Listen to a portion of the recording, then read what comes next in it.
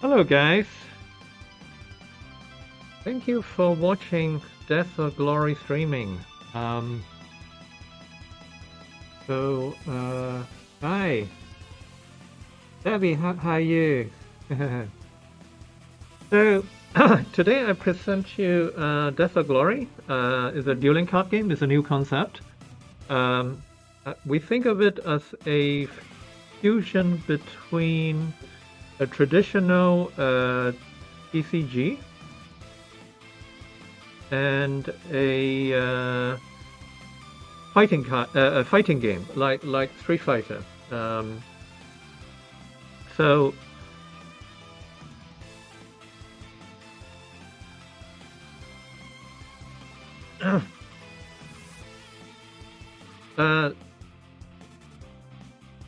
喂，你過嚟，喂，你唔可以走咗，我乜嘢都唔知。我哋呢而家發生緊咩事先得㗎？有冇聲？有冇？冇聲。有。Okay. Sorry for the slight technical problem. So it's a fusion between a TCG and a fighting game. We emphasize synergy, big effects, and countering, where we focus every decision matters for the card game. So let me show you a little bit of our concept.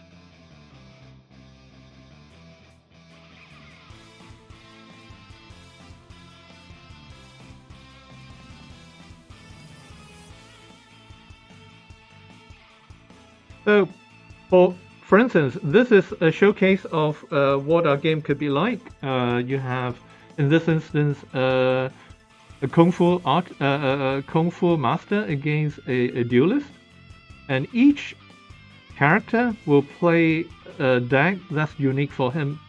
So, let's say a kung fu artist might be throwing kicks and jabs, while a duelist will be stabbing with the rapier. So the cards will be different for each character. So our concept of the game tries to capture all the fantasy and science fiction characters imaginable into our game.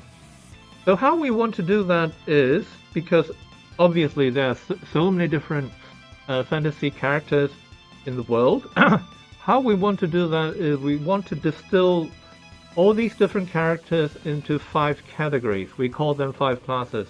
So for instance, when we have a warrior class, that means it's not just somebody throwing punches, but that also captures perhaps a ninja character, perhaps a Viking character, perhaps a boxer, perhaps a duelist. So basically, every character that's trying to overcome his opponent with strength will be a warrior. When we say we have a spell slinger class, meaning the second second class on the screen, means that we try to have all the characters that use mana, like Fire Mage, Ice Mage, or in our game actually we have a Void Mage that summons the Void to suck people in, that sort of thing. So, can we have a Jester? Yes, that's a very great idea, because we were thinking having a Jester sometime down the road. We don't have one right now, but actually Jester is something that's we are considering adding to the game. So when we say we have a monster, it means that we try to imagine like a werewolf, a vampire, perhaps even a Godzilla type monster that will be in our game that fits into that category. So when we say we have 5 classes, we don't just mean 5 characters, we mean all the different types of characters that can be fit into 5 classes. So this picture illustrates this concept beautifully, because the 5 classes are Techie, Spellslinger, Warrior, evangelist, and monster. So you see that in the monster icon, you have werewolf, you have a rabbit dog, you have minotaur, and a zombie. So you have all these different possibility within each class. Yes, we have an undead, yes. So the undead one is kind of fun. The undead rises from the dead and it will try to infect you. So you get disease that makes you sicker and sicker, and then it wouldn't die. So it's a challenge trying to fight him. So these are just some of the classes that I will talk more about a little bit in the future. So let's get into our game and show you what the game is about.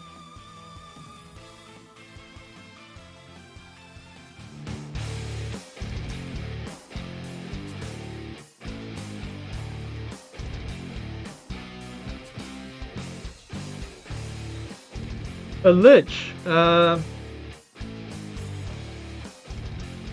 lich is, I would imagine, we haven't had a lich in our game yet, but then I would imagine a lich maybe fits as a spell slinger, because a lich would be casting spells, perhaps putting debuff on you.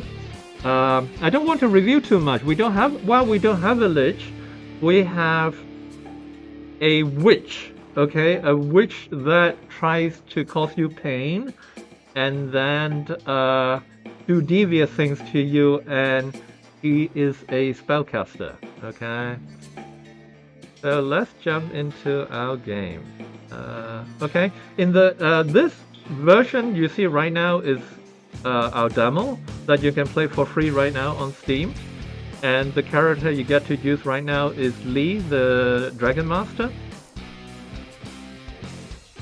So let's start the game. So Lee is a deadly martial artist, flow like water and strike like lightning, he would say. A tragic incident forced him to fight in the arena when he was small. If not for the mysterious seafood that saved him, he would no longer be alive. But this second chance in life has hardened his resolve to endure the most punishing training. As a result, the Dragon Warrior was born. So Lee has a unique style that tries to string together upper and lower strike combo. You can throw an upper strike first and then followed by lower strike, or vice versa. That would trigger a special effect. And I will show you that in the game.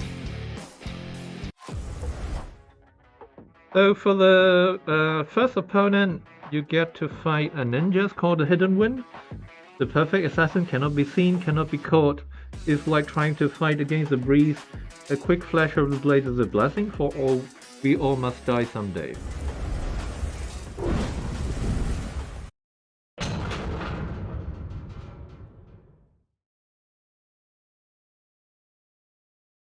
Thank you. Okay, so a ninja is mysterious. You don't know what's hidden behind his mask, and he is tricky to defeat because it's not easy to get at him. Now, both of these characters are warriors. So in our game, when we say we have 5 classes, all 5 classes use different resources. But this particular matchup is a little bit simpler because it's the first matchup. So both are warriors and both try to maximize momentum. So you try to build up momentum in the beginning of the game, and then you use momentum to play more powerful cards. So for instance, this card, the top right hand corner is a momentum builder with 1 shuriken, and this one, top right hand corner, has a red shuriken, is a momentum spender.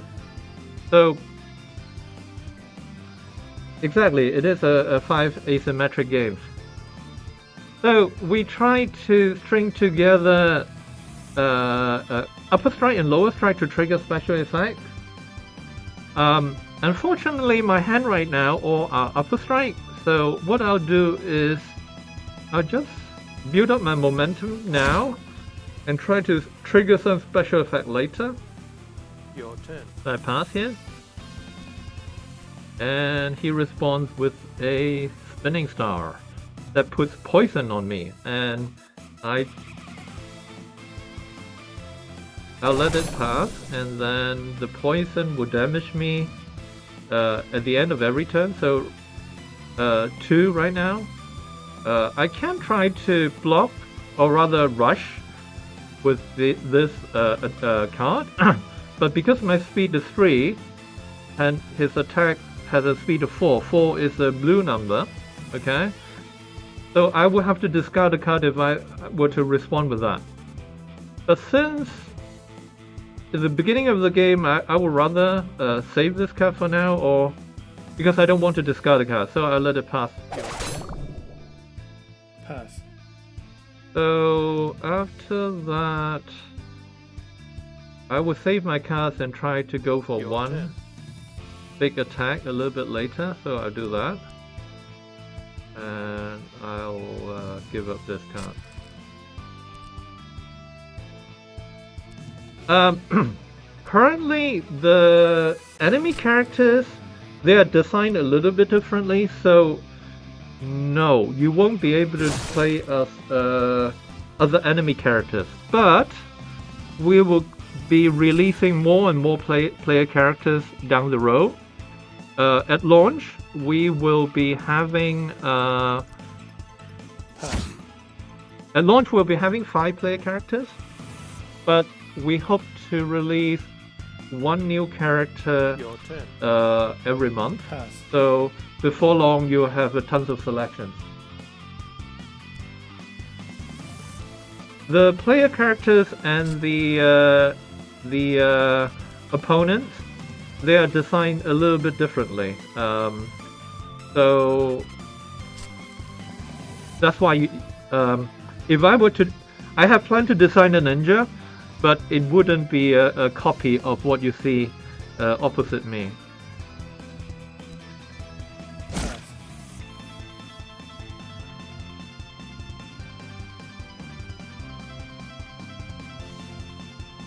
Your turn.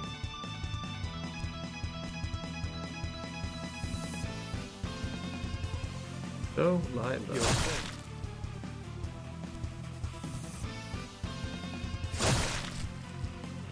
Pass. I think I'm distracted. I'm not playing too well. But Pass. okay, Your pass. turn. Pass. Yes, there is a way to view the cards. I'll show you when I finish this game. Hopefully I don't lose, but I'm not exactly winning right now.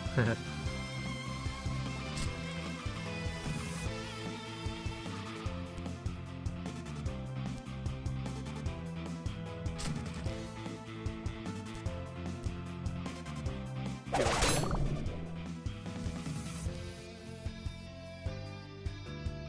Your turn. Okay, that's my Pass. chance to see if I can actually win. Upper, lower.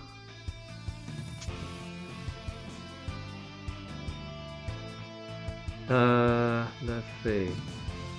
Lower, upper, lower. Lower. Pass.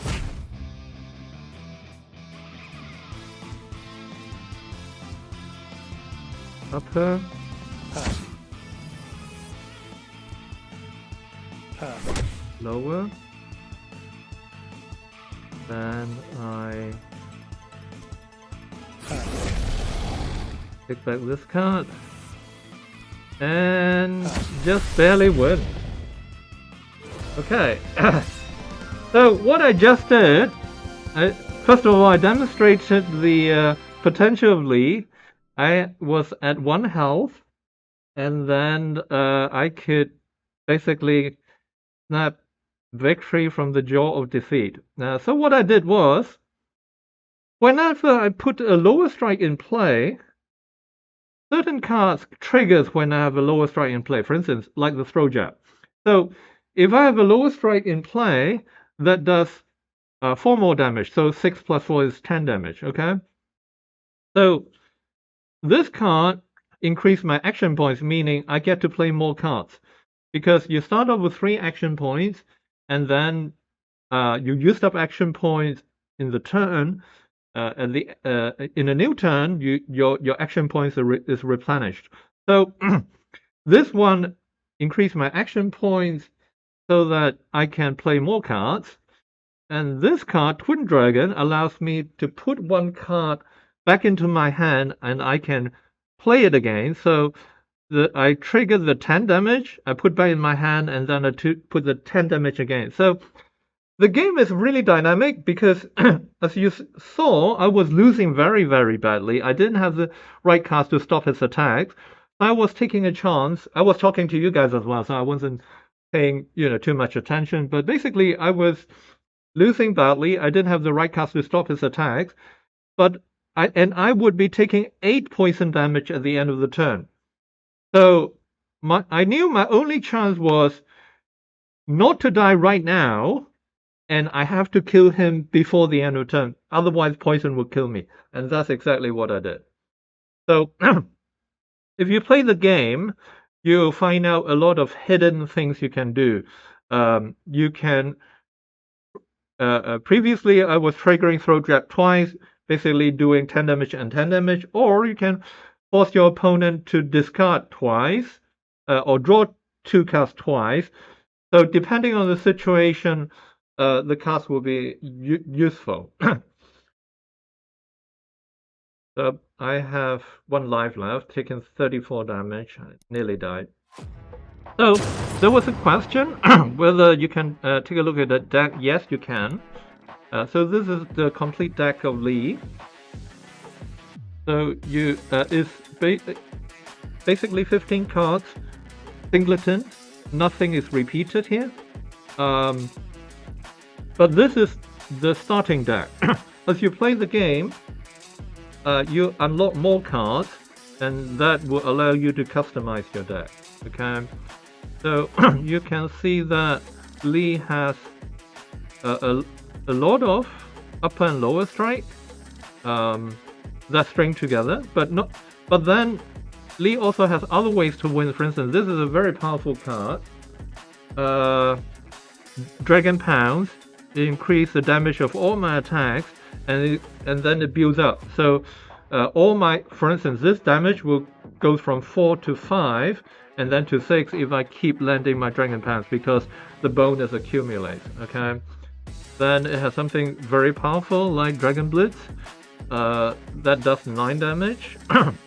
So, but you are exhausted at the end, so that's a penalty. And then some defensive option like a Dragon Dance.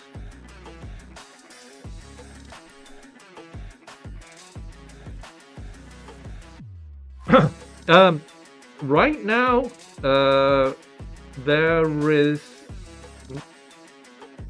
isn't a way to see my enemy's card right now, but we can consider putting that in. So we'll see. But you definitely can see your own deck. Some of the opponents, when I get back to the arena, I'll show you. There are 3 kinds of opponent in the arena. What I'm playing right now is the arena. You get to fight successively more difficult opponent. So the starting opponents, the cards are simpler.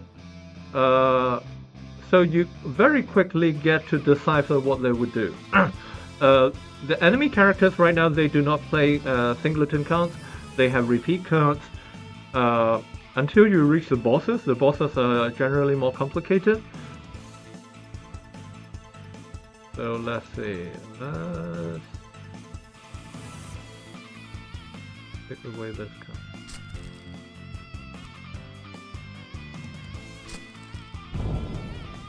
card. How does the drawing punch work on the turret? That's a good question. I'm sure Lee has a way, but he hasn't told me how. So, with Groin strike. Okay, that.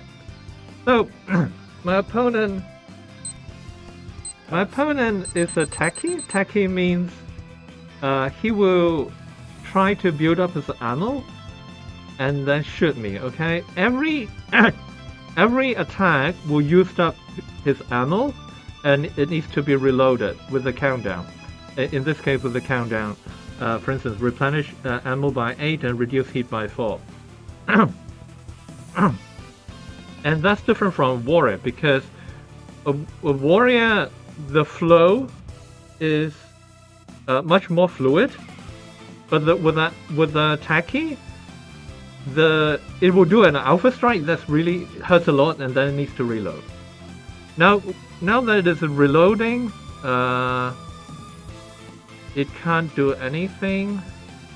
But I'll pass for now because I'll show. Usually, it's a good idea to attack while it's reloading.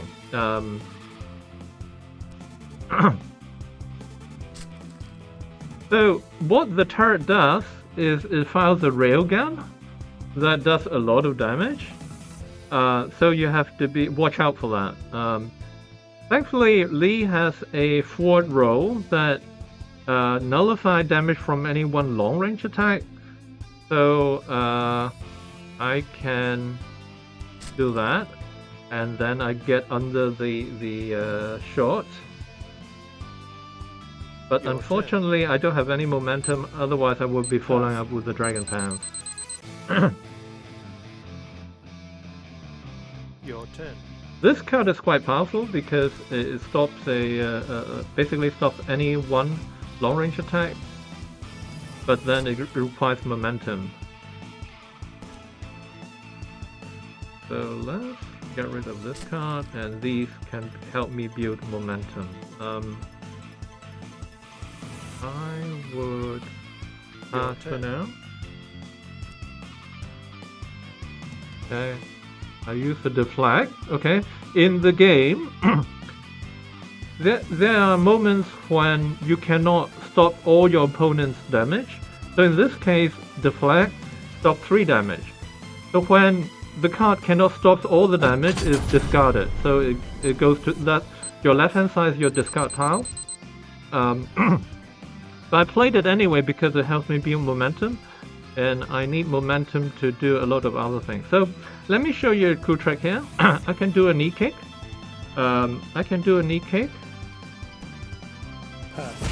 And then I play the eye poke.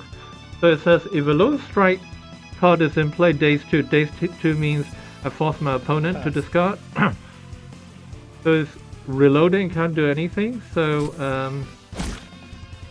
basically it has no card right now after I do that. Your turn. Pass. So I'll take back a card. Then discard a card.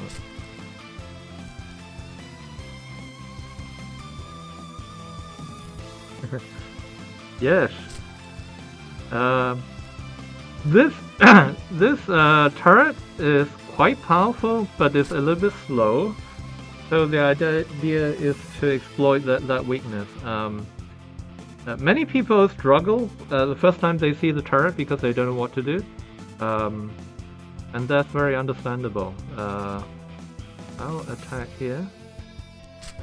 Ooh, okay. Pass. Yes, the different backgrounds chances are will be unlockable when you play the game. But the default option right now is the arena background. So let's do a kidney blow.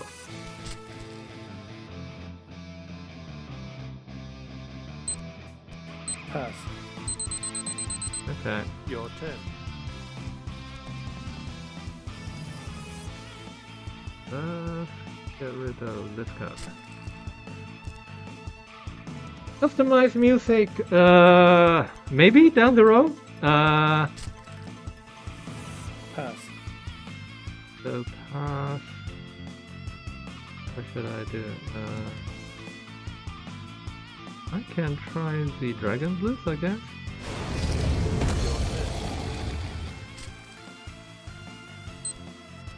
Pass. Your turn.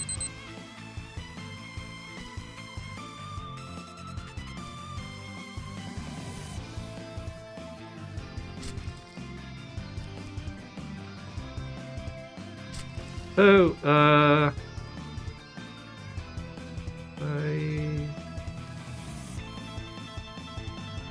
could do that. Oh, I hate being stunned. So is it so? Oh, that will kill me. All right. So what happened was, defensive cards can also trigger effect. So whether it's offensive or defensive, it depends. If it's a defensive card, as long as successfully stop all the damage, then it triggers. If it is an offensive card, then it needs to do damage. So what happened was, I played a card, took a chance, and then I got stunned. And while I have defensive card here, when I'm stunned, I can't do anything. The stun will be removed when I take damage, but when I take 20 damage, it will kill me. So that's what happened.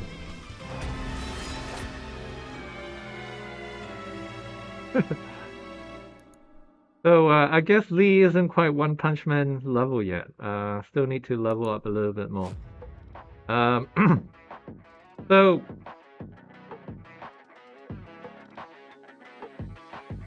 in the arena right now, you have 3 lives.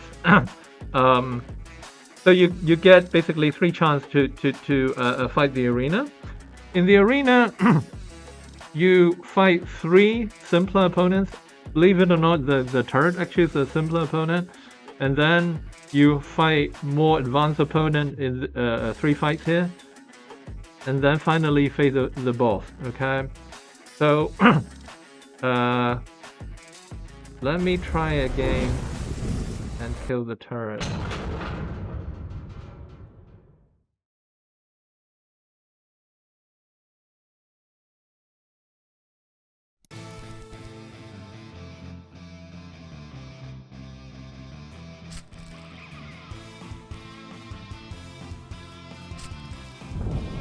Yes, that is the each character or each class at least having its own music. I think is very cool. And I also agree with you, it will be expensive, so maybe something down the road. We are focusing on getting the game released, bug-free, stable, hopefully. And then we have more stuff planned down the road. We have alternate. Let's see what should do. Let's do that. We have alternate. Your turn. What we call skin, I guess, is something we thought it would be interesting, like alternate art for the cards. Your turn. Pass.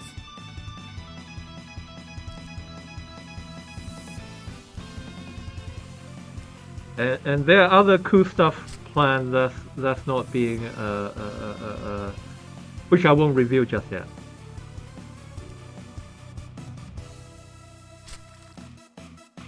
So it would be Your turn. huh? Okay, let's get through this Pass. Your turn. level quickly because I wasn't paying attention, so I died. Your turn. So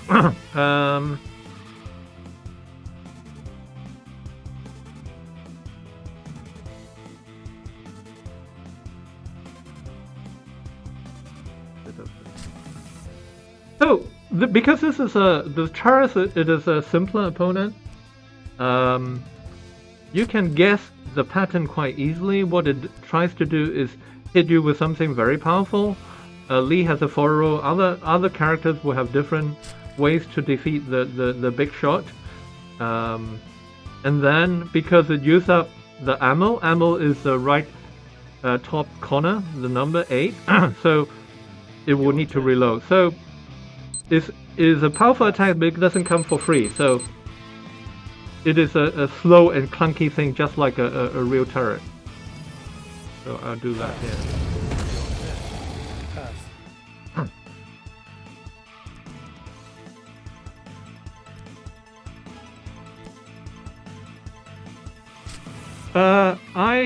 Yes, we are considering. Well, in fact, our whole concept is to have the game released not just on PC. PC would be our first platform release. Then we want to have it released in mobile.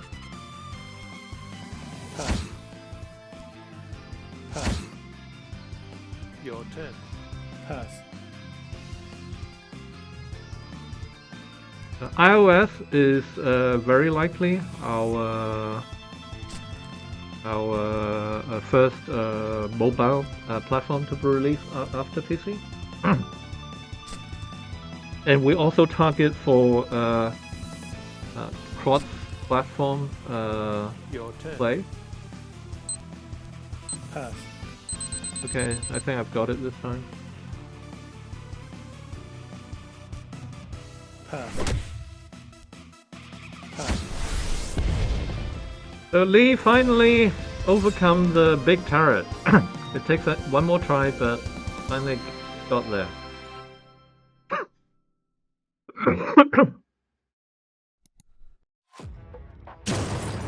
So let me explain a little bit about the class systems.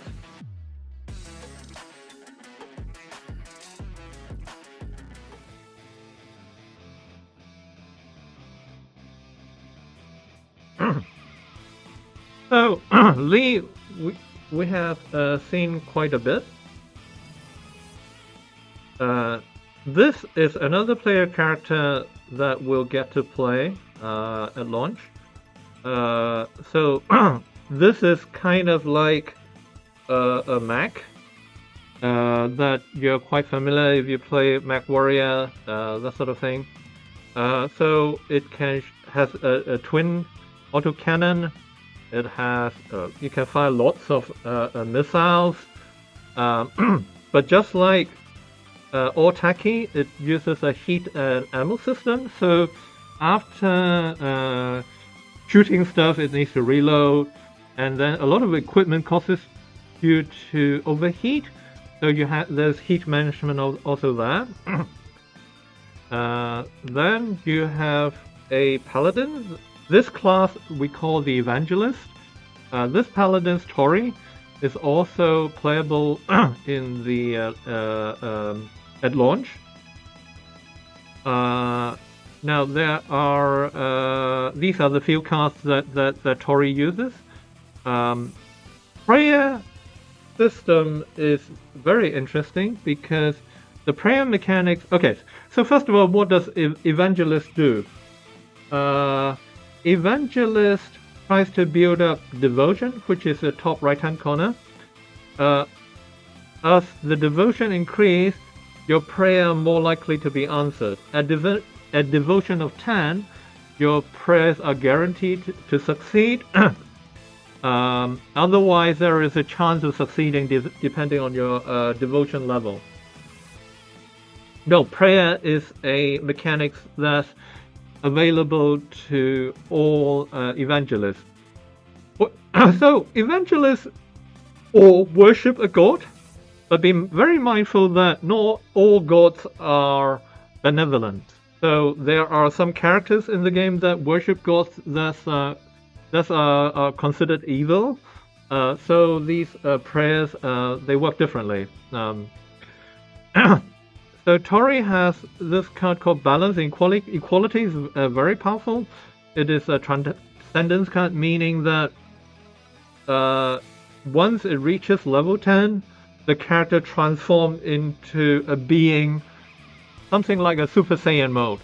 So it has a the god bestow her with full power. So for some cards can only be played in Transcendence mode. So equality basically reloads your hand if your enemy has 7 cards, you instantly get 7 cards, and then your life total is reset to heal back to as many lives as your opponent. So it's a very powerful card.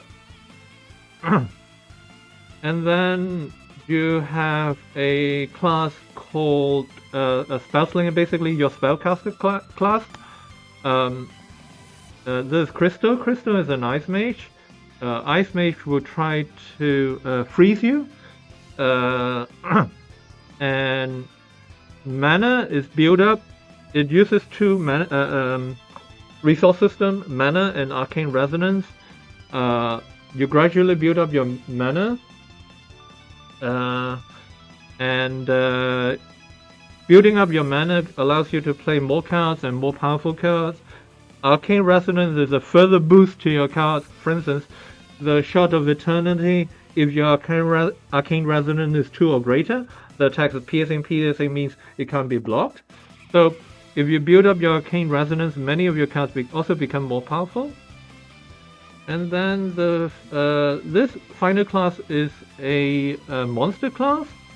So in this instance, at launch you can get to play the werewolf, and it's called Red Eye, and he goes berserk constantly. So it uses 2 mechanics, the Bloodlust mechanics. Every time you damage your opponent, Bloodlust increases, allowing you to play more powerful cards. So for instance, the the right card, Ravenous Chomp, has a Bloodlust of 4, so you gradually damage your opponent every turn, then your Bloodlust increases, and eventually allowing you to play the Ravenous Chomp, and that will damage, it leeches, so it damages your opponent as well as healing life at the same time. So if it causes 7 damage, you heal 7. Okay, so what class would a Jester be in? I see them as some sort of a Spellslinger, as literally used by... Yes, I imagine a Jester maybe fit as a Spellslinger, but there's a case to be made for having a warrior as well, like a Harlequin sort of character, so I haven't decided yet. So these are some of the card pools available. You can see the top row is a duelist. You can see all the card arts are based on the duelist. So you can have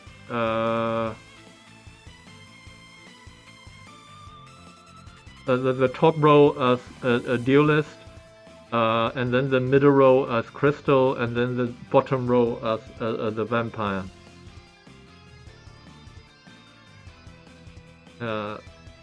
Again, some of the duelist cards in the bottom, and then the vampire, which I'll show you the vampire a little bit later, in the top row. And for instance, this is our bonus card. You play the game, and then you unlock more bonus cards. And this is a very powerful Lee's bonus card called Hidden Dragon. So you apply Death Mark on your opponent, and basically there is a chance you instantly kill your opponent. So that's what Death Mark is.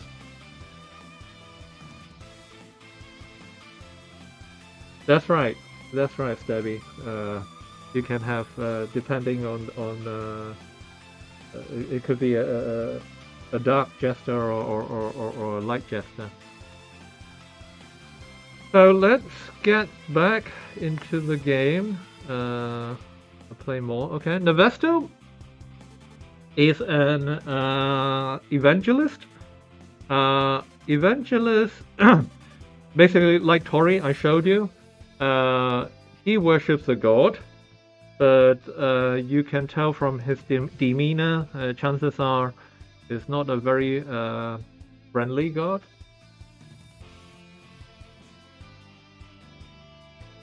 Well, the name probably gives it a very corrupted oracle. So let's start. I see you.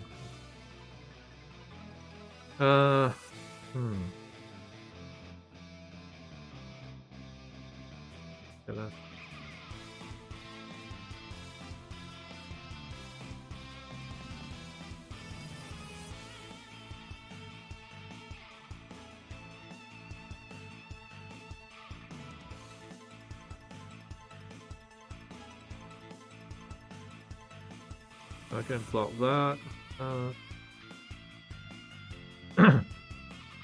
So, an evangelist, the top right corner, that's the thing it tries to be. Again, it uses a completely different resource system. The devotion indicates your progress towards transcendence. So, as it gradually plays the devotion cards, it gets closer and closer. Let's call it closer and closer to its god. So once it reaches 10, it transcends. Okay, so it becomes very, very powerful. So I pass here. So you can tell that the game is all about asymmetric combat. So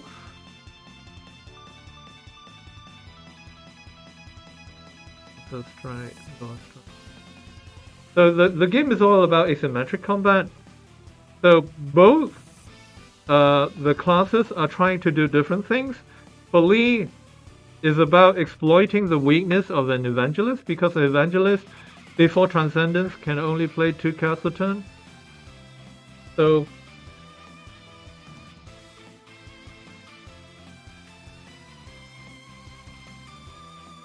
sorry, I am not streaming the demo. Sorry about that, guys. So I will say this again. I forgot to switch back to the demo. So the evangelist can only play 2 cards a turn. Is trying to build up devotion. As it builds devotion, gradually, it gradually reaches godhood. Let's call it that. Your turn. Pass. So I'll take back this card, I guess.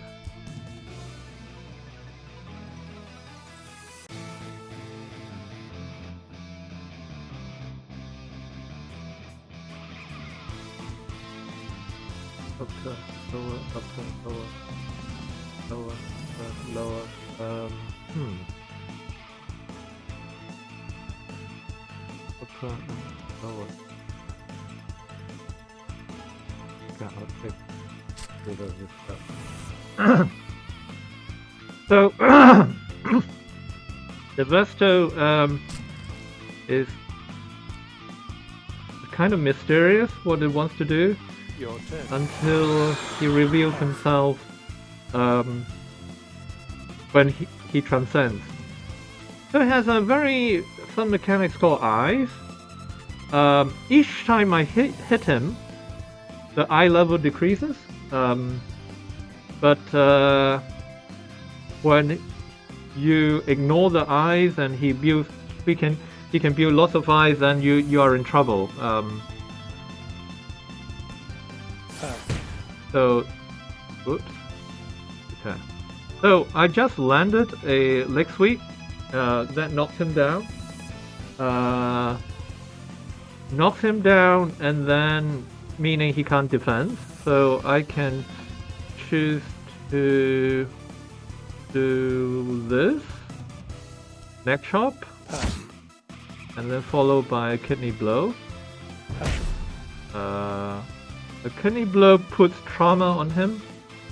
Trauma is a mechanic where the more I damage him, there is a chance that he'll take more damage at the end of every turn. So pass here.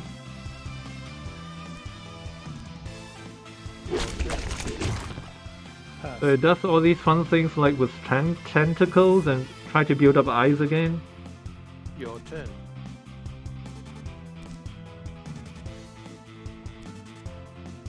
Yeah, probably we will have a hardcore mode. We haven't decided on all these different fun game modes yet.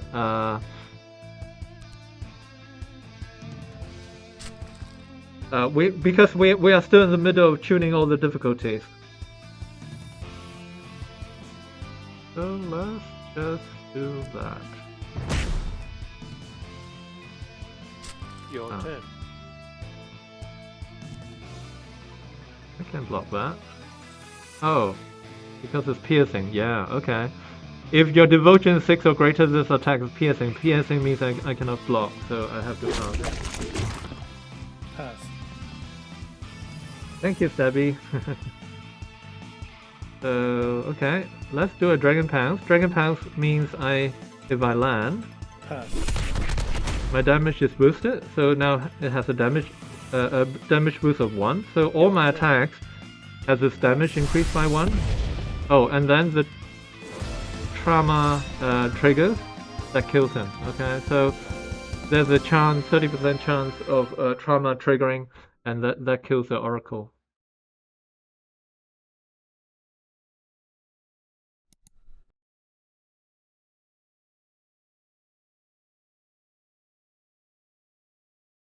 Okay, so next. So now I am facing Kurenai, the Fire Mage, and this is your first chance to get to see a Spellslinger in action.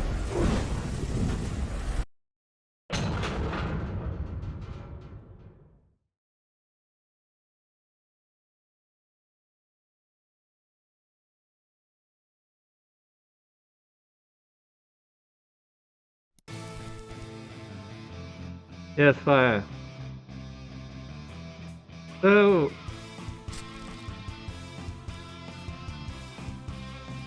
for Spellslinger, it tries to build up its mana.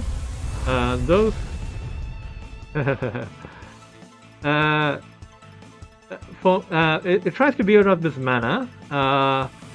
If you guys played RPG or many card games, you'll be familiar with this resource. In our game, it doesn't start at 0 or 1, it starts at 3. But it also doesn't automatically increase, so there are some cards that allow the mana to gradually increase. And then with more mana, you can play more powerful cards. And then you also have a resource, Arcane Resonance. This resource is built up over time again, and more Arcane Resonance is kind of like your power level, and then your card also becomes more powerful. So try to build some momentum here by playing the Groin Strike. So I pass. Okay, so Spellslinger gets to cast her first spell. So how a spell works is, while the spell is being cast, she is defenseless. It cannot be blocked or stopped by other means other than by stopping her concentration. So basically the three symbols, the top, the right and the left symbol, these are her concentration symbol. Every time I damage her, kind of like this. Okay, so this one actually has a special thing called can interrupt spellcasting. So instead of getting rid of one concentration symbol, I get rid of two. So if all her concentration symbols are gone, then the spell goes away. Unfortunately,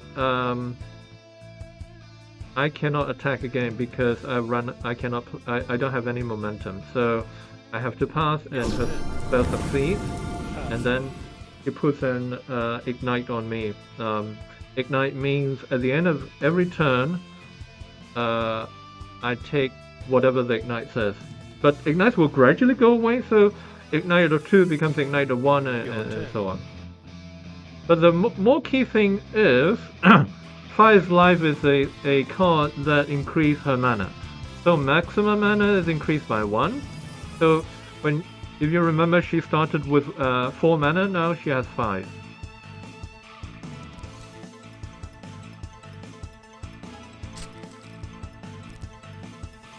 So Spellslinger, generally speaking, starts slow. and then a spell slinger becomes more and more powerful as the game goes on. Pass. Yes, the the animation they are not Pass. all in the game yet, but in release, there'll definitely be more animation than what you see right now. Your turn. Ah, a water mage. We actually have a water mage, but Your turn. it will be available soon. I think it will be available soon after Your launch. turn. Pass. But I won't tell you what the mechanic is. You have to find out. Your turn. Okay, I got burnt a lot. I'm at 14 now.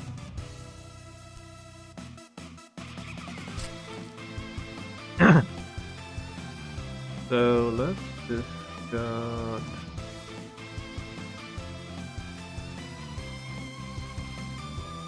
Discard, I guess. The lower strike. Right.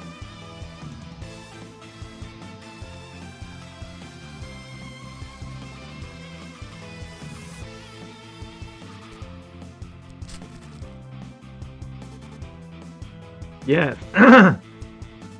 With against other people,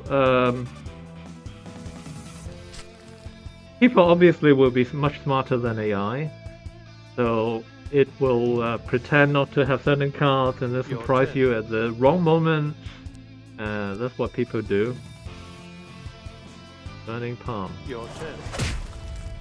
Pass. What did I do?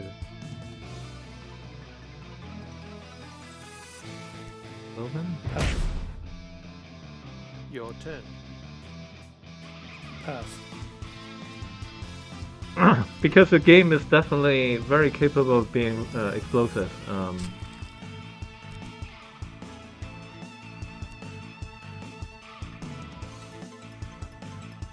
The upper and lower strike is only unique to Lee, yes. Okay, I think I die here.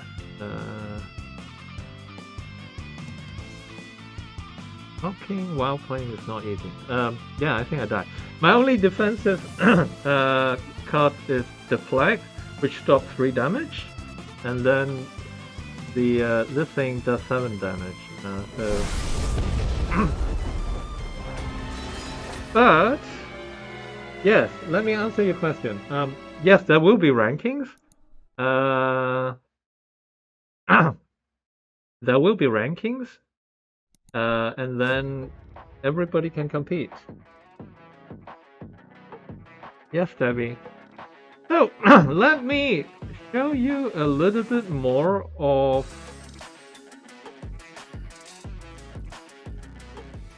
this character, Crystal. Because unlike we have done a streaming on Monday, which we showed the demo to everyone. So today we want to do a little bit different, which is we actually want to show you a character being played that's not in the demo. So something completely new, okay? So we'll be showing you Crystal today. She's a spellcaster, a spell slinger, and she will try to freeze her opponent. And I'll take a very slight break. After that, I'll show you a battle between Crystal and Cowboy. Lucky John is a cowboy. He's attacky, and he uses revolver, and he tried to shoot you in the face with his revolver. So just give me a 2 minutes break, and I'll bring you Crystal versus Lucky John.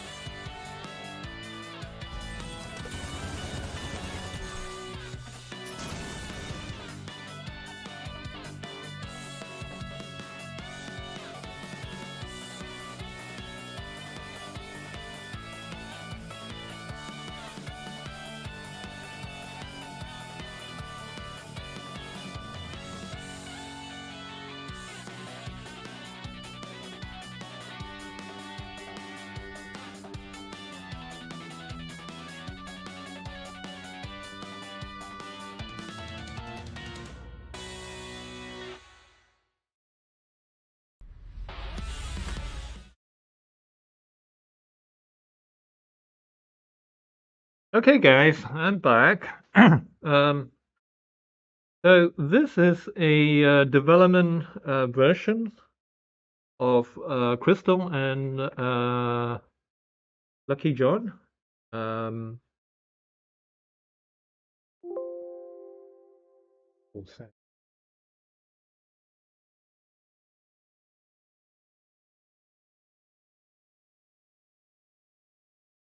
Oh, okay. So, so as you can see, unlike Lee, she will be using mana and then Arcane Resonance, and then my opponent, Lucky John,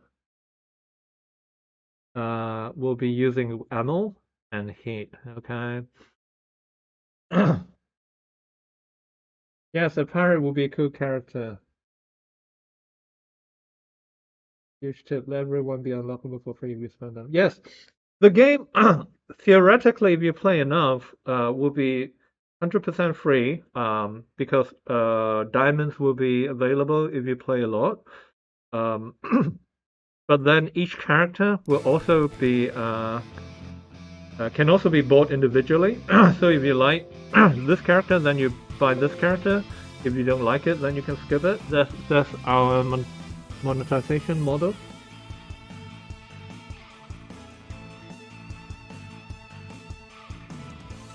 Yes, yes, that's right. So, Crystal is Crystal is a knife mage. She tries to freeze her opponent, but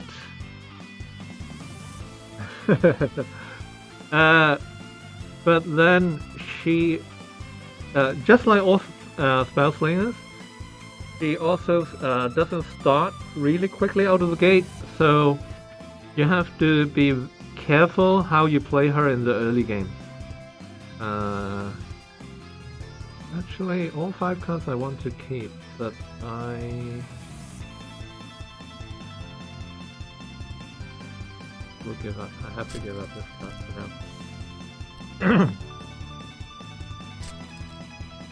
Sure. maybe, yeah, maybe a good idea. We'll think on that. So, Tiny Crystal is just a slight effect. Apply frozen to your opponent. So if I can freeze my opponent, then each turn that he is frozen, he can only play 1 card a turn. So basically, hugely limits what the opponent does. So I'll try to freeze here. But Lucky John parried my attack with the trick shot. A parry basically can act as attack or defense. So I'm not successful, and all 3 cards are defensive cards, so I have to pass Your here. Turn. So Crystal has a lot of defensive cards that also increases her maximum mana, meaning instead of starting with 3 mana, she gradually builds to 4 mana and 5 mana and so on. So my game plan is to increase my maximum mana slowly, if I can stop my opponent's attack. So discard this card for now.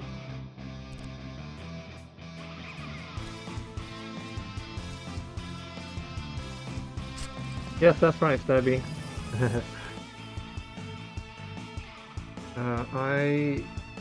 Okay, this card is actually Crystal Defense, actually a great card, but it needs me to build up Arcane Resonance, and this card allows me to build up Permafrost, allows me to build up Arcane Resonance, but I haven't played it yet, so I have to pass for now.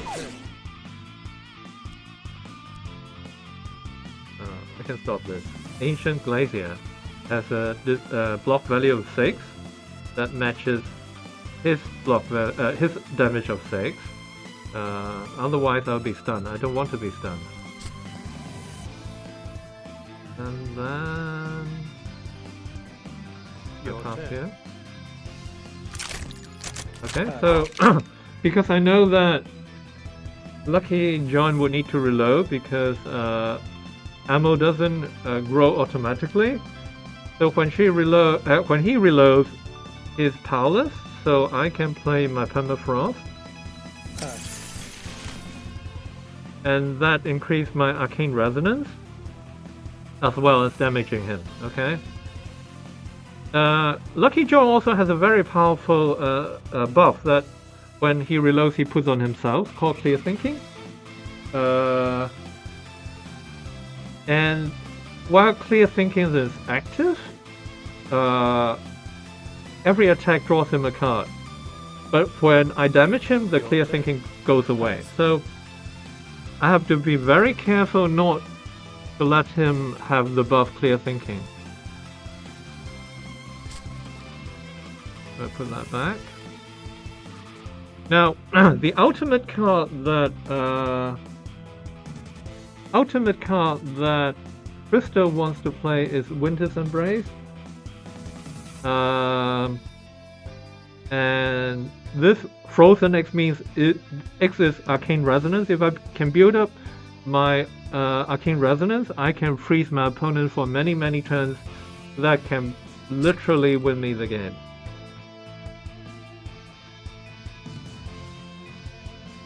So, but right now I still need to build up my Arcane Resonance. That's why I got rid of the Winter's Embrace for now. So I guess I'll pass in. Yes, Debbie, I think a knife character has a potential. Okay. So Lucky John, this is his ultimate attack, basically Thunder Hammer. It has a multi-hit of 6.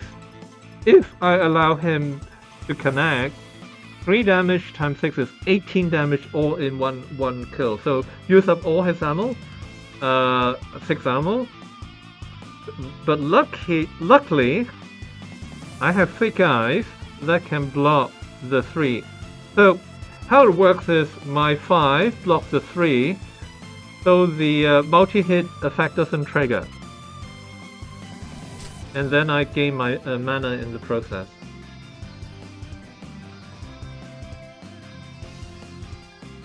I'll pass here, wait for him to reload because I only have 1 ammo, okay.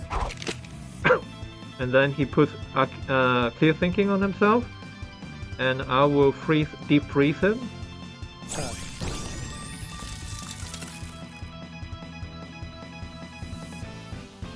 So that frees him for 2 turns. And I'll pass him. Pass.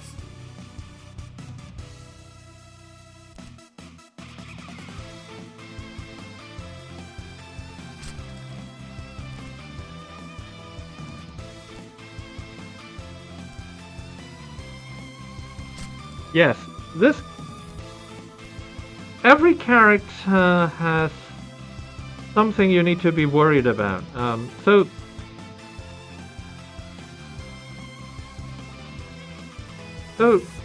Lucky John tries to double hit me with this card, and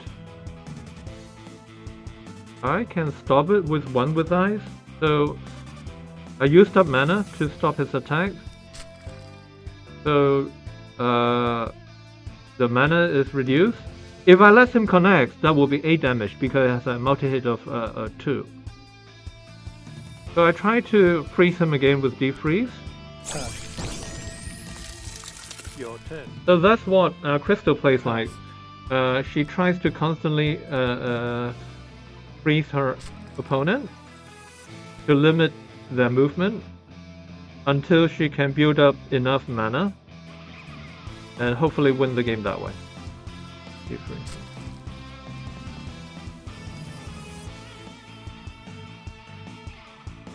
So I can play Icicle Trap here. It increases my damage for against frozen characters. Oh, but then Lucky John has a counter which is not so fast. He can counter, meaning if he's faster than me. So basically, before I attack, he's faster, and then put my card back in my hand. I can play the game because he's frozen. So he can only play one card a turn. So that helps me a lot. Otherwise, this not so fast card is very annoying by itself. So now I'm building up my Arcane Resonance. Again, Permafrost synergize with opponent being frozen. So if my opponent is frozen, then I can daze him, forcing him to discard. Your turn. Pass. Currently, Crystal is the only character that focus on freezing opponent. In the future, who knows? But right now, she is the only character doing that.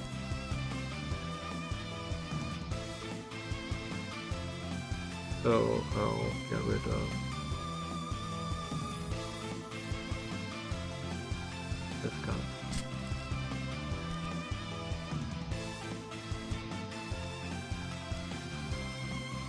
There'll be magic against, well, okay, stun. Try to stun me, but I have Ancient Glacier, and I have Arcane Resonance 2 or more, so I will end up freezing him instead. Yeah, the clash of magic against technology is one of our themes, and then another theme we have is God versus monster. So we have a class that worships God, and then another class that worship monster.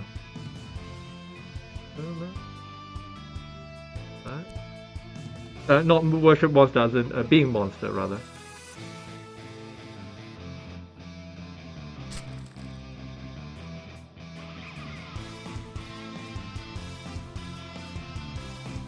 We don't exactly have that,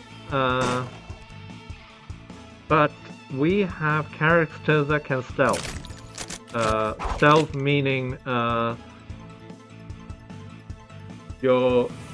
not all your attacks can land. There's a chance that it can't, and then the attacks will be harmless against stealth characters.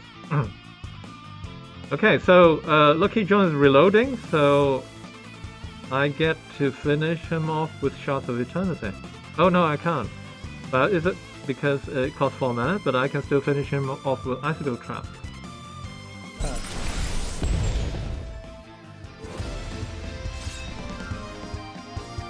Okay, so that's a quick look at Crystal against Lucky John, the cowboy. So let me ask you guys a question. Do any of you have any feedback for us? Anything you like, anything you dislike? And I'm very curious where you guys from, by the way.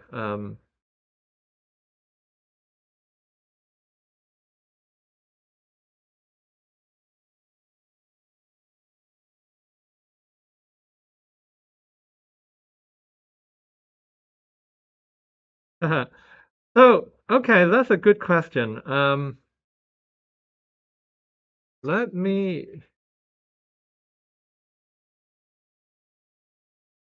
show you something that will answer the bomb question. That means I go to new slide, I think. Okay. Happen to have the slide for it. So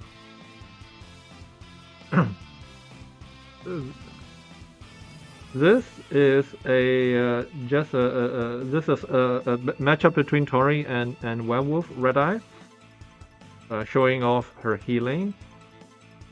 But I have some effects that's in the game that I want to show you. So you see that we have an effect called Doom X.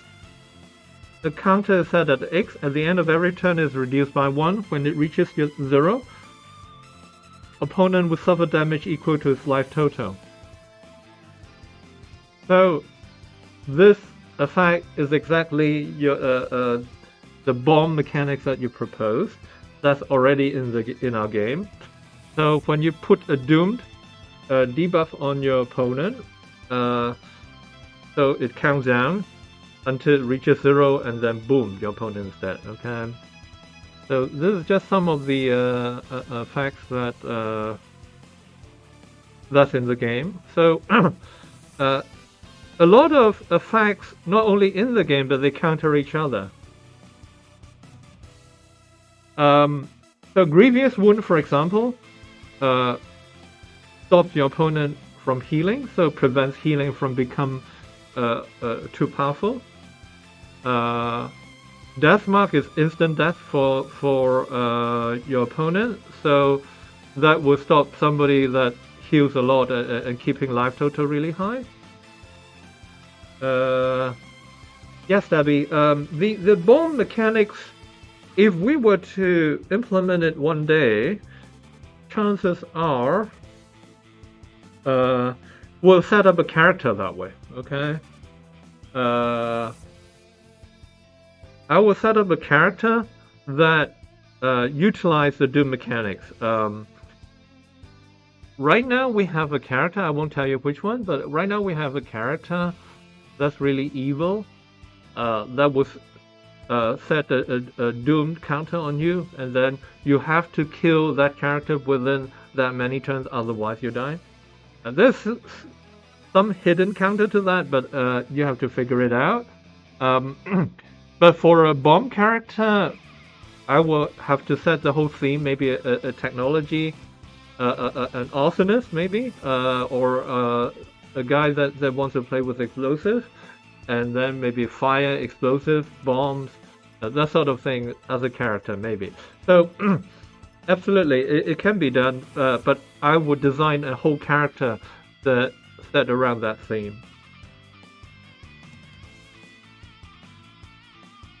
What if there was one that what if there was one that has a Doom counter on itself and has to kill before? Okay, I haven't thought of putting it on myself, but I guess, yes. Very interesting idea. Fortified eggs. So some of these. Okay, now you can see that force field here. Our game has force field. Basically, makes you invulnerable. When it's active, you generally put a force field on yourself, and it will be active for 1 turn, and you cannot be damaged. Now, force field sounds powerful, but remember, every turn it alternates who starts the turn first. So it doesn't mean when you have force field, you are invulnerable forever. So when your opponent starts first, he gets to attack. But force field actually has a very interesting potential, because if the Doom counter were to get to 0 that turn, you put a force field on yourself, and then that protects yourself against the Doom. So force field has some hidden use right here.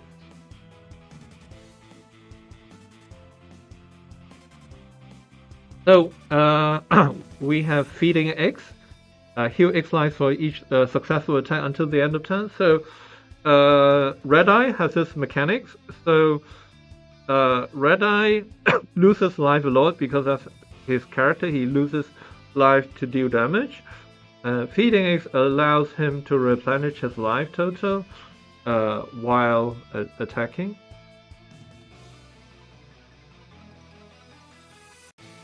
So you guys have seen Crystal. So let's, unless you guys have something you want me to show off, otherwise I will finish off the demo for you guys, I guess. That seems to be a way to go.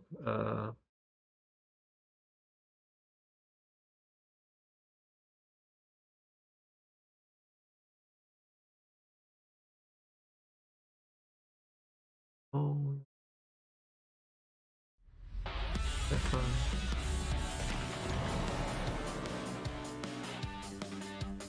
What about a character that sets trap for the opponent?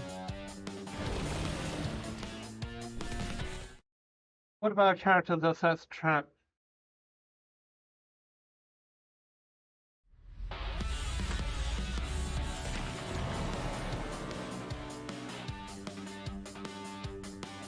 For the opponent and harness damage done against them.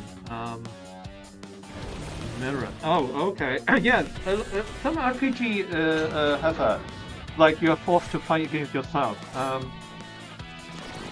So we don't have that. It might be a little bit complicated to set up, but there are some. Okay, but there is a mechanics inside the game that has some element of it. The witch I told you about earlier. The witch can put a debuff on you so that every time you attack, you take damage yourself. So it's a very evil debuff. So you're caught between a rock and a hard place. And so if you don't attack, then you can't kill your enemy. But if you attack, you take damage. So we have a mechanic like that. We don't have a shapeshifter, but we are toying with a transformer type character, meaning well, transformer. You guys know transformer. So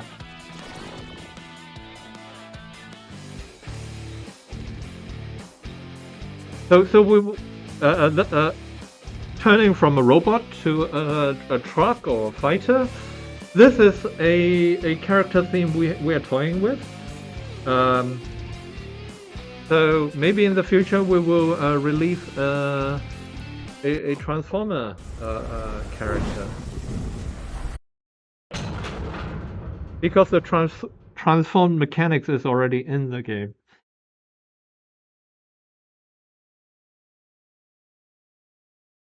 So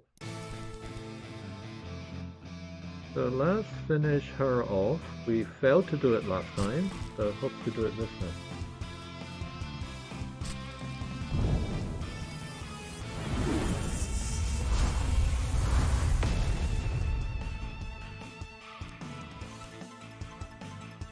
Yes, this is current knife. So I can stop that. Get a speed boost out of it. Right, Jeff? Yep. Your turn.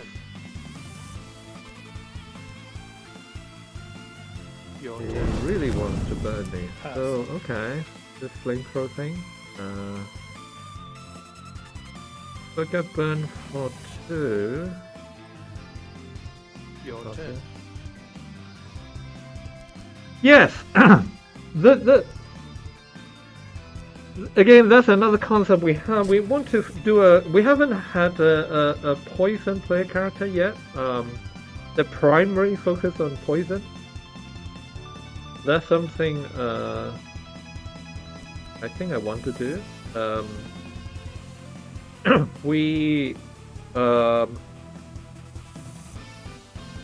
The concept right now, again, nothing. This is just brainstorming, so nothing is set in stone. But I'm thinking of a character, something like a giant scorpion,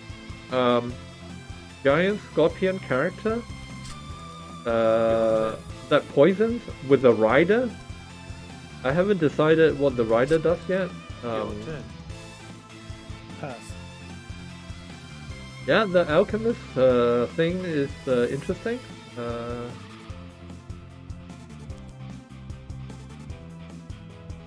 Right, lowest try.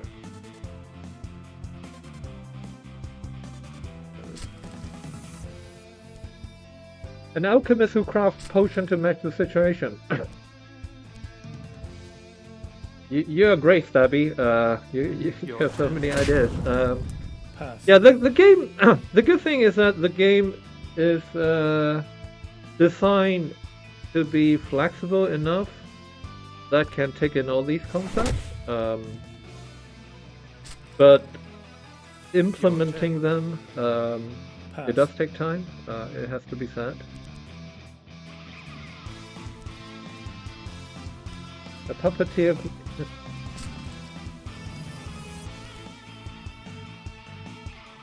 The minion thing is something that's at the back of my mind, but I don't know how to do that yet.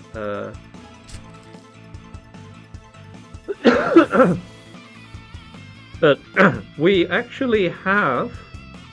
Let me tell you another mechanics that we do have. Yeah, let me finish. Oh no! All right, fine. So it uses a heat wave knockback that basically stops my short range attack. So I was saying, yeah, we actually have the mechanics in the game that that gives you transient cards, meaning cards that go away.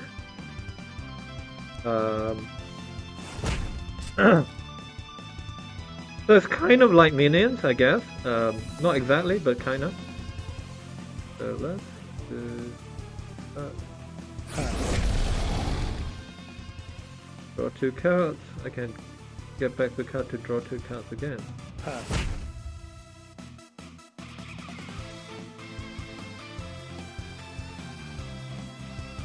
Your turn. You play cards in front of you, label area that deals damage. Yeah, great idea, but the one possible problem is the UI can get a little bit cluttered. That is something we have to handle, I guess. Because sometimes when we have to think of not only mechanics, we have to think of UI, how to present the thing so that it doesn't get too confusing for the players as well. Your turn. Pass. Yeah, this is a very fun idea. Definitely. I think I can kill him here. I can, because he couldn't get her mana going, so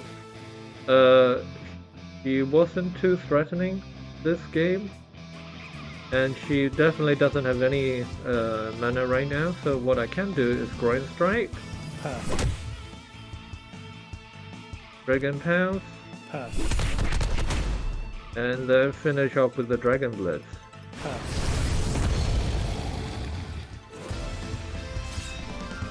Yeah, we have to think of some maybe but we definitely have to think about the UI, how to present them. It's not necessarily a showstopper, but we have to think of usability as well as just fun mechanics. You're right, though. So finally, with 1 life left, I get to try to kill Callie the vampire. She has been called evil, she is shunted by society, all because of the thirst.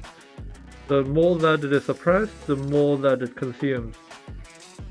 Immortality is hardly a blessing if it is eternal suffering. So Callie is a bit of a tragic character. Yeah, maybe. But we basically internally we have to try that. To see how that goes. So Kelly is a monster, so she tries to build up bloodlust, and the more she damages me, the more bloodlust she has, and then when she goes berserk, when she unleashes, then she can play 10 cards a turn, while normally she can only play 1. So that's monster. So let's get rid of the parry.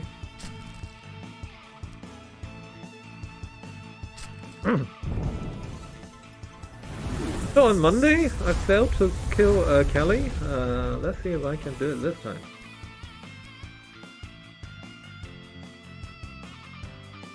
That's right from nowhere. That does 8 damage. Your turn. Yeah, the minion thing is a very interesting concept. I just have to think of a way how to implement it. Okay, that lands. Neck chop. Gives me my action point. Great. Then I can follow up with Dragon Pounce. Pass. Boost my attack. The Dragon Pants boost my attack because yeah, that's what this card does. And then because I have a lower and upper strike both in play, it will trigger my daze, the eye poke daze, daze 2. Pass. There are lots of mechanics we haven't shown you guys because well, the nature of the demo and the presentation can only show you so many things. But in the game, trust me, there are a lot more mechanics. Lots of things you can play around with. I haven't even told you about the bosses yet. The game has 5 bosses. One of them is the dragon you have seen from our trailers. Pass.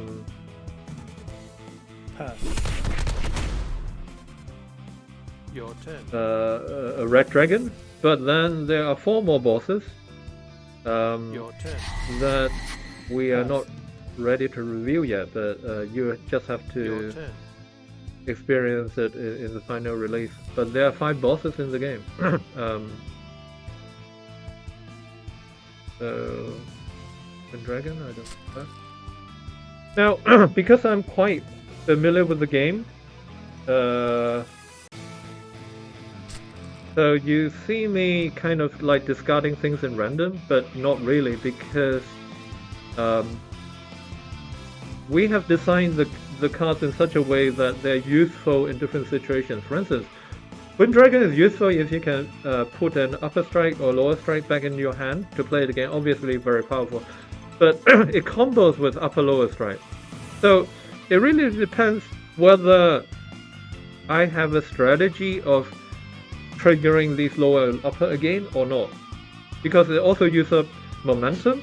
The top right hand corner symbol, the red shuriken, is the momentum user, and it is always a scarce resource. So right now I only have 1, so I have to decide where I spend my momentum. So I was winning the game 23 against 17, but then Callie decided to leech, and I cannot stop that. The only defensive card, which is the green card I have, the only defensive card stopped long range, and Callie, the go for the throw, is the short range attack, so I can't do anything about that. Up to pass, and it does 6 damage and heals 6 life, so very powerful. Regarding stories, yes. Well, we actually have a game world that's set up that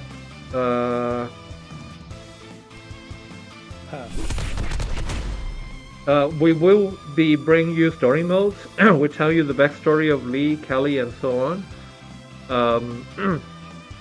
It's still something we are discussing internally, but there is a possibility that we will be doing comics in the future. So this is something. The game world is not in a vacuum. There's rationale why the game world have people that has technology, and why there are factions that are into magic and doesn't have access to technology and so on. So Yes, this is something we want to get into. Pass. Okay, that's 7. That's good.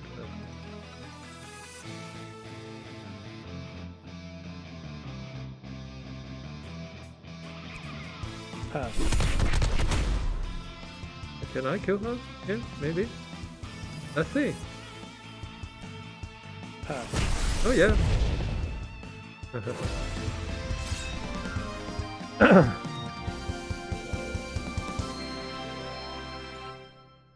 Hey, thank you, Stabby. Thank you for the great offer. Thank you for the writing offer. Yeah. If you actually go onto a website,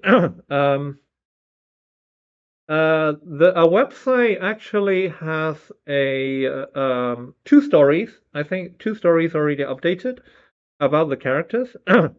um, I think there's a story for Red Eye and there's a story for Lee right now. It's just a little glimpse into the game world. What do we like? Our goal, obviously, is to have these little game world implemented inside our game, but that will come. But currently, you can go to our website um, where there are stories written for these 2 characters. We'll be releasing more stories for more characters down the road. If you want to keep up to date on our updates, which we will be updating every week, basically, then you can follow us on Twitter. You can also subscribe to our newsletter, and that will inform you of our updates.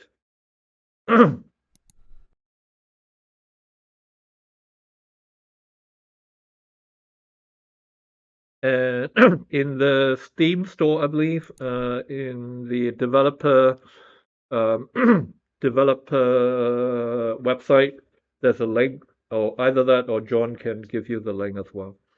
So bosses will be unlocked in the full game. You can tell there are many more opponents here. That's a cultist. That's a blood cultist. From all the way to the left. There's a death knight. This is an artillery mech. This is what internally we call force mage. This is our mechanics. Basically, the more you attack him, the more powerful he becomes. There's a rabbit dog.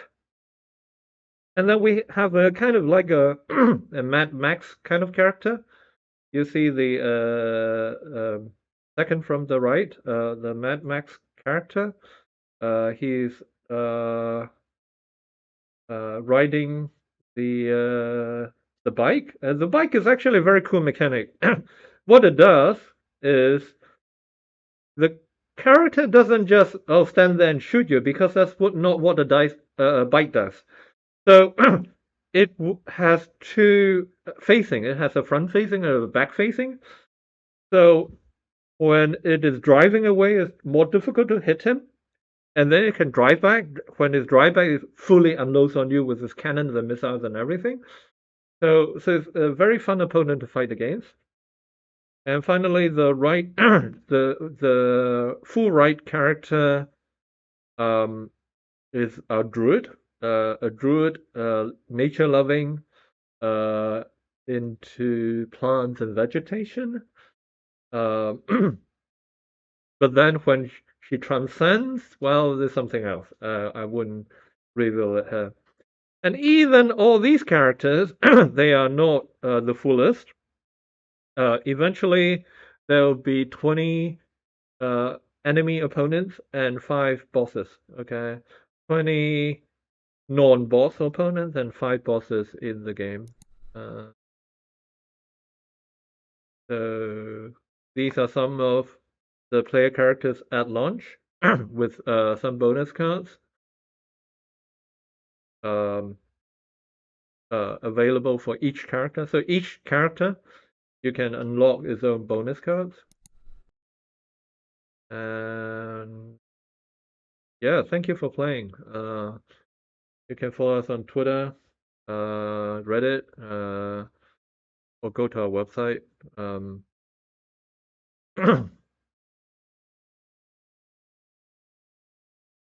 Yeah, we want this game to be both single player as well as multiplayer, because I know that not everyone is uh, not everyone wants to face the pressure of facing a real life opponent. On the other hand, there are people who thrive on it. So we want to take care of both audiences.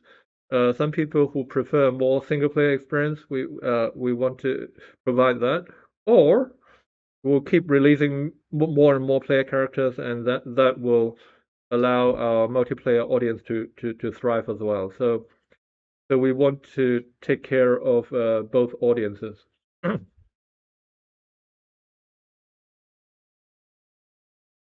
I guess that's all I have for you today.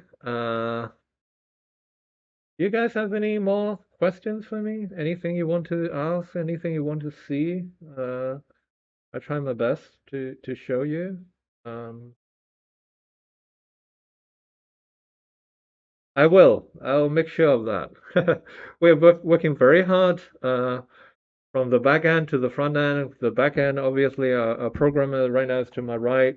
He's working very hard to make sure that the game is stable and make sure everything is towards your liking. And then our marketing team, John, is working very hard to answer all your questions and make sure everybody gets to see what our game will be like. So everybody in our not very many people indie game studio, they're all working basically non-stop to hopefully bring you awesome content.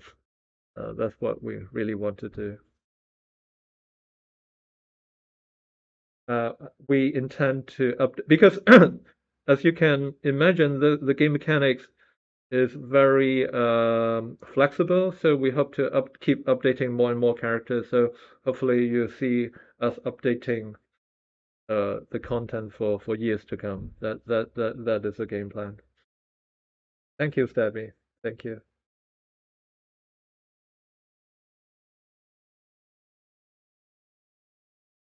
So if that's I guess I'll call it a day. I call it a night for you guys. And then any tips for new indie dev? My oh, great. My personal experience is okay. Let me share a little bit of a personal story. I started developing this game, I believe, 2017.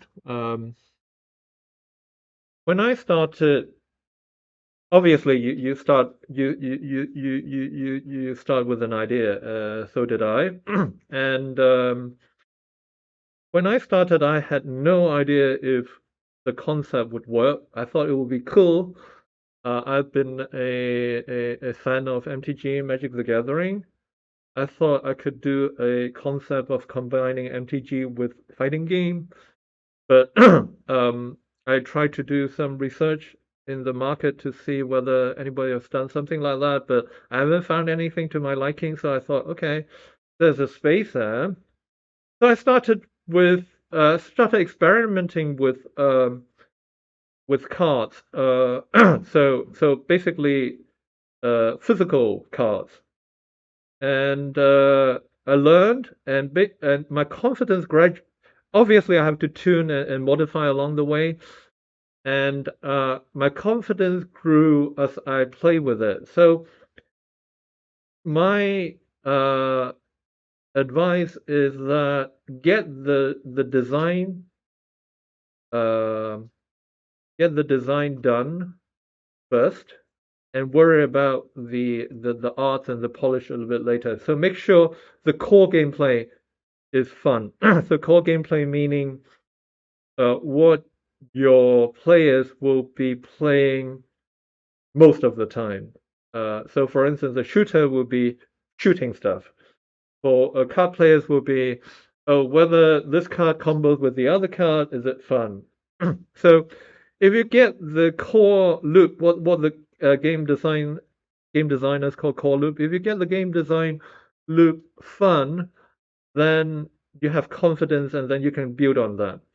I remember stories that designers of Overwatch, you might know, Blizzard title, when they started, they had a physical mock-up of the play area. So they had to decide on something very mundane, like what's the shooting range of a gun?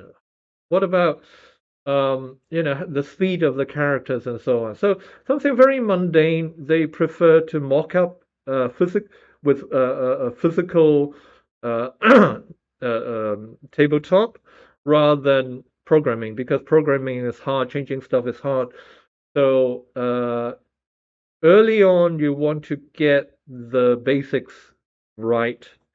If you get the basic right, then after that, it is hard work. So right now, my team, I have a couple of artists working here, and there's another programmer beside me. But very early on, I was working by myself, because early on, experimenting quickly with small number of people is definitely the way to go. Worry about the arts a little bit later. That's generally true for most games. I know some game probably not true. For instance, if your game is focused on a very story element, maybe detective game or something, then you might need to go for a different approach. But I would say most games probably get the mechanics done. Make sure the mechanics is fun. That's probably more important. I hope that answers your question, Stabby.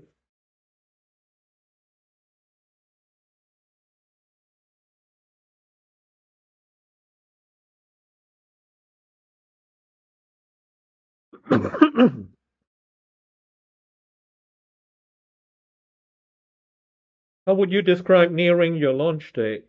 um, we would hope to launch by summer. Uh, right now, uh,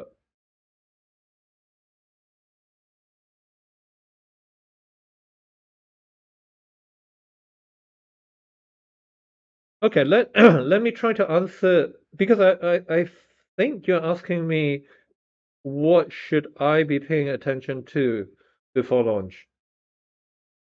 Um, I I'm always of the opinion that I need to get the basic right. So while I have ambition, I have the ambition that not in terms of audience, but in terms of how what the game can do, like how many characters, what can I update, and so on and so forth.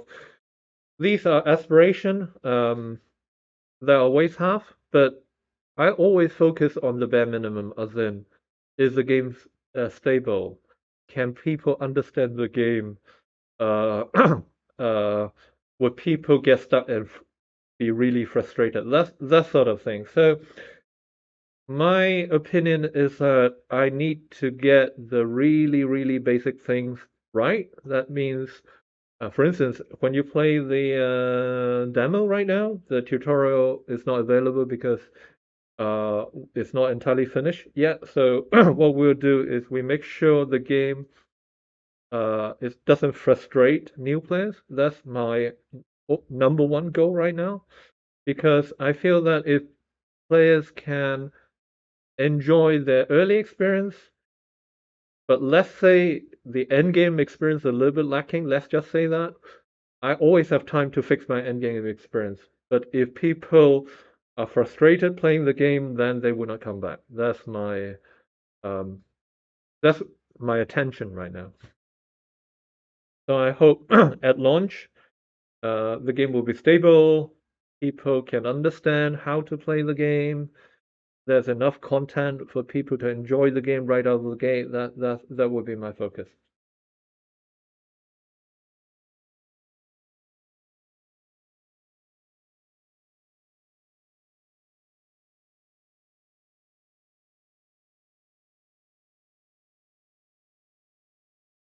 For marketing, we are uh, working. We actually we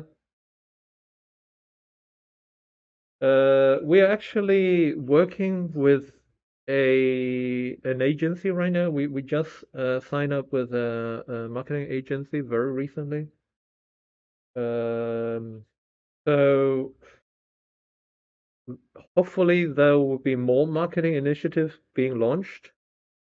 But because nothing is firm yet, I there's nothing I can announce other than right now we'll keep updating more contents about our characters, um,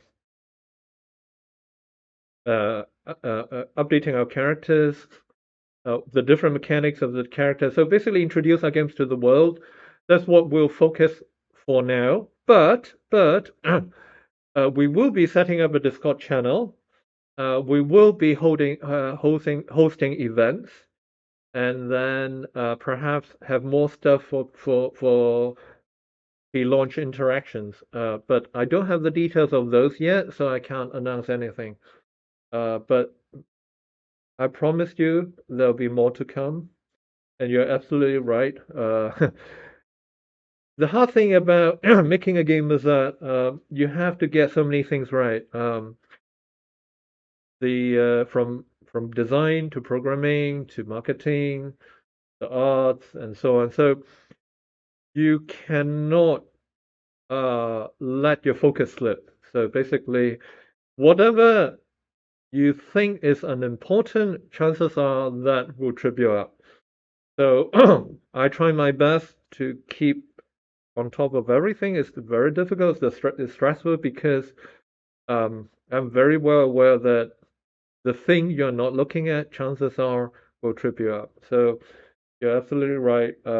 We treasure the attention we are seemingly getting from Steamfest. So hopefully we can build a more vibrant community off of that. In fact, we have just started marketing in last December, so it wasn't that long ago. So it takes a little bit more time to build up more of an audience, I guess. Uh, yeah.